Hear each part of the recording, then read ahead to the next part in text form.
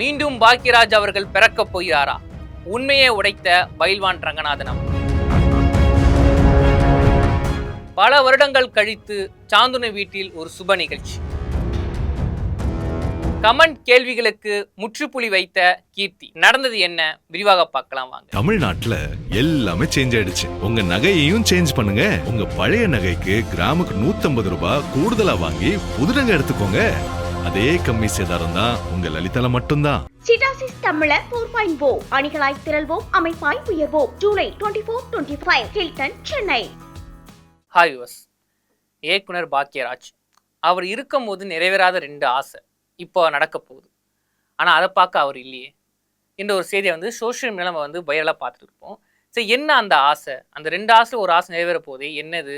அவர் எந்த ஆசையை வந்து ரொம்ப விருப்பப்பட்டார் அப்படின்னு பார்த்தீங்கன்னா, இயக்குனர் பாக்கியராஜ் அவர்கள் இறப்பு செய்தியை வந்து நம்ம யாரும் ஏற்றுக்கொள்ளவே முடியாது. என்னடா அது, நேற்று கூட அவர் இறக்கிறதுக்கு முன்னாடி குஷ்பு அவர்கள் இல்ல திருமண விழாவுக்கு வந்து போயிருந்தார். ஆனால் அடுத்த நாள் பார்க்கும்போது அவர் இறந்துட்டா ஒரு செய்தி வருது. இந்த ஒரு விஷயம் வந்து ரசிகர்கள், அந்த சினிமா துறையை சார்ந்த நிறைய பேருக்கு வந்து ஒரு அதிர்ச்சியை கொடுத்துச்சு. இன்னொன்று வந்து, ஒரு பிரபலங்கள் இறந்த பிறகு வந்து அவங்க இருக்கும் போதை விட அவங்க இறந்த பிறகு அவங்களோட கருப்பு பக்கங்கள், மறைக்கப்பட ரகசியங்கள், அவங்களுக்கு என்னென்ன நடந்துருச்சு அப்படின்னு ஒரு விஷயத்த வந்து ஃபேன்ஸ் எப்பவுமே வந்து தேடி போய் படிக்கணும்னு நினைப்பாங்க. அப்படியே இவர் இறந்த பிறகு தான் இந்த ஒரு தகவல் வெளியே வருது. என்னன்னா, பாக்கியராஜ் அவர்களுக்கு வந்து 2 நிறைவேறாத ஆசை இருந்துச்சு. அதில் முதல் ஆசை என்னன்னா, தன்னோட மகனை வந்து ஒரு வேல்யூவான ஸ்டார் நடிகராக மாற்றணும். ஏன்னா இவர் சினிஃபீல்டில் இருக்கும் போது இயக்குனர் பாண்டியராஜ் அவர்களாக இருக்கட்டும், பார்த்திபன் அவர்களாக இருக்கட்டும், நடிகை ஊர்வசி, இப்படி பல பேர் வந்து சினிமா துறைக்கு அறிமுகப்படுத்தி அவங்க சினிமா துறையில் ஒரு உச்சத்தை தொட்ட கதையெல்லாம் பார்த்துருப்போம்.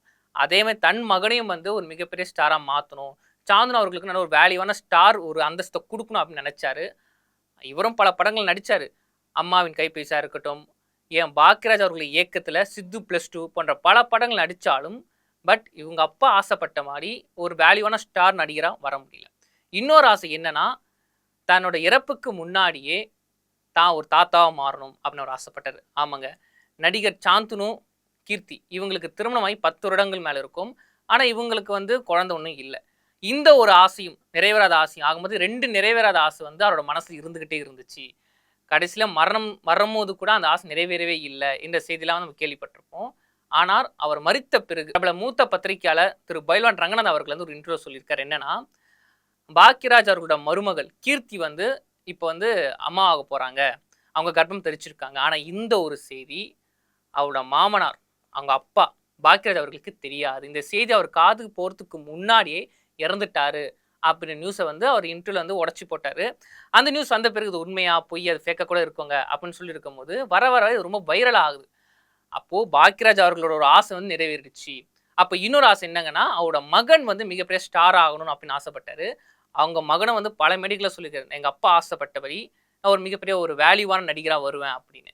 ஆனால் அதை பார்க்கறதுக்கு முன்னாடி, அதாவது தான் ஒரு தாத்தா ஆயிட்டோம் அப்படின்னு ஒரு செய்தியும், தன்னோட மகன் மிகப்பெரிய ஸ்டாராக ஆயிட்டாங்க, இந்த 2 செய்தியும் கேட்கறதுக்கு முன்னாடியே பாக்கியராஜ் அவர்கள் இறந்துட்டார். இந்த ஒரு செய்தி, இந்த ஒரு நியூஸ் வந்து மக்கள் மத்தியில் வந்து ஒரு கில்ட்டி ஃபீலை கொடுக்குங்கடா. அவர் இருக்கும்போது இந்த நியூஸ் அவர் கேட்டால் எவ்வளோ சந்தோஷப்பட்டிருப்பார். ஆனால் மக்கள் அப்போ என்ன சொல்கிறாங்கன்னா, பாக்கியராஜ் அவர்கள்லாம் திரும்ப வந்து அவங்களுக்கு குழந்தையாக வரப்போகிறாரு. ஏன்னா ஒரு கலைஞனுக்கு வந்து எப்பவுமே சாவு கிடையாது. ஒரு கலைஞன் இருந்தாலும் சரி, மறிச்சாலும் சரி, அவங்களோட கலை வந்து இந்த மக்கள்கிட்ட பேசிகிட்டே இருக்கும். அதே மாதிரி தான் இப்போ திரும்பவும் நடிகர் சாந்துனு வீட்டில் வந்து அவங்க அப்பாவை தான் குழந்தைய பிறக்க போகிறாரு அப்படின்னு ஃபேன்ஸ் வந்து கமெண்ட் போட்டுட்டு இருக்காங்க. இதுக்கு முன்னாடி கீர்த்தி அவர்களும் சரி, சாந்துனு அவர்களும் சரி, எந்த ஒரு இன்ஸ்டா போஸ்ட் போட்டாலும் கீழே வந்து ஒரு கேள்வி ஒன்று வரும், நீங்கள் எப்போ அம்மா ஆக போகிறீங்க, நீங்கள் எப்போ அப்பா ஆக போகிறீங்க அப்படின்னு. அதுக்கு அவங்க உடனே பதில் கொடுத்துருவாங்க, இல்லைங்க குழந்தை பெற்றுக்கு எங்களோட விருப்பம், அதில் நீங்கள் ஏன் தள்ளிடுறீங்க அப்படின்னு. அவங்க குழந்தை ஏன் தள்ளி போட்டாங்க அப்படின்னா, அவங்க சினிமா துறையில் சாதிக்கணும். ஏன்னா எல்லாருக்கும் ஆம்பிஷன் ஒரு விஷயம் இருக்கும். குழந்தை பிறந்தா தன்னோட ஆம்பிஷனை ஜெயிக்க முடியாதுன்னு சொல்லி நடிகர் சாந்துனு, கீர்த்தி இவங்க வந்து குழந்தை தள்ளி போட்டிருந்தாங்க அந்த குழந்தை பிறக்கிறத. இப்போ வந்து அவங்க அம்மா ஆகிட்டாங்க என்ற ஒரு செய்தி தான் வந்து சோஷியல் மீடியா ரொம்ப வைரலாக போயிட்டு இருக்கு. ஆனால் இதுக்கு கீர்த்தி அவர்களும் சரி, சாந்து அவர்களும் சரி ரிப்ளை என்ன பண்ணிருக்காங்களே இது வரைக்கும் இல்லை. ஆனால் இல்லைன்னா அவங்க சொல்லவும் இல்லை. அதனால இந்த ஒரு செய்தி வந்து மக்கள் மற்ற ஒரு கொண்டாட்டமாக பார்க்கப்படுது, திரும்ப பாக்கியராஜ் அவர்கள் வரப்போறாரு அப்படின்னு. ஓகே மக்கள், நீங்கள் இந்த நியூஸை பற்றி என்ன நினைக்கிறீங்க நம்ம கமெண்ட் பாக்ஸில் சொல்லிட்டு போங்க. இன்றைய கிங் வைரல் செய்திகளை வழங்குவோர் அதிக மசாலா அதிக சுவை, இது நம்ம ஆச்சி மசாலா. உங்க பழைய தங்க நகைகளை எக்ஸ்சேஞ்ச் பண்ணிட்டு கிராமுக்கு கூடுதல் பணம் பெறுங்க, இது நம்ம லலிதால மட்டும். சிட்டாசிஸ் 4.0 அணிகளாய் திரள்வோம், அமைப்பாய் உயர்வோம். தமிழ்நாட்டுல எல்லாமே சேஞ்ச் ஆயிடுச்சு. உங்க நகையையும் சேஞ்ச் பண்ணுங்க. உங்க பழைய நகைக்கு கிராமுக்கு 150 ரூபாய் கூடுதலா வாங்கி புது நகை எடுத்துக்கோங்க. அதே கம்மி சேதாரம் தான் உங்க லலிதால மட்டும்தான். சிட்டாசிஸ் தமிழர் 4.0 அணிகளாய் திரள்வோம் அமைப்பாய் உயர்வோம். ஜூலை 24-25 ஹில்டன், சென்னை.